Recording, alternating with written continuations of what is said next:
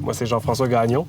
Je suis le propriétaire de l'agence L'Ambassade, donc je gère cette belle entreprise-là. Je suis aussi principalement producteur télé, donc je gère les gros projets télé, les budgets un peu et tout ça.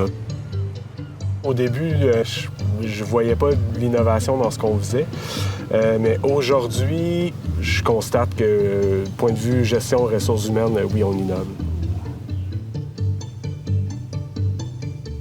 C'est sûr qu'on est dans un milieu qui le permet, mais à l'ambassade, il n'y a pas d'horaire, il n'y a pas de jour de travail. Les gens rentrent quand ils veulent, ils partent quand ils veulent, tant que les projets soient faits. J'ai des gens en télétravail aussi à temps partiel qui vont faire 2 jours de télétravail, qui vont venir travailler au bureau. Fait qu'il y a une grande ouverture. On a un chien aussi qui vient au bureau. On a comme demandé à tout le monde, êtes-vous à l'aise? Oui, tout le monde est à l'aise. Bien là, il vient puis on fait de la zoothérapie avec lui. On a énormément de comités à l'ambassade pour que les gens puissent s'impliquer dans divers aspects du développement de l'entreprise. Il y a aussi l'aspect que les chiffres sont connus, les chiffres sont mentionnés, les gens sont au courant de tout ce qui est des dépenses, des revenus de l'entreprise. Tout ça est su, les gens peuvent poser des questions.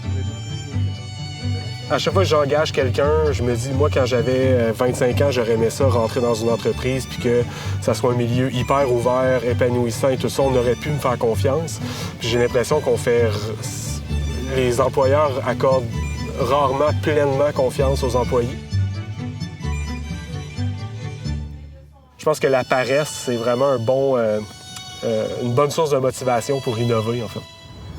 J'ai pas à m'impliquer dans tous les dossiers, je veux pas le nez partout, j'ai autre chose à faire, ça me tente pas nécessairement. Voir que les gens soient autodidactes, soient capables de faire leurs propres choses, ça m'a beaucoup motivé pour que je puisse me concentrer pour une semaine idéale, faire vraiment les choses qui me plaisent. Je veux que si j'existe pas dans l'ambassade, bien, l'ambassade, ce soit pas moi, ça soit ce regroupement de personnes. Fait que pour ça, il faut que je leur donne des responsabilités, il faut qu'ils soient responsabilisés, puis les gens le veulent aussi. T'sais. C'est hyper épanouissant, en fait. Autant pour moi que j'ose espérer pour eux. Je suis sur mon X.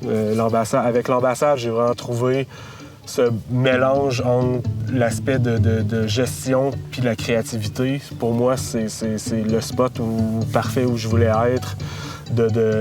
Puis cet aspect humain-là aussi.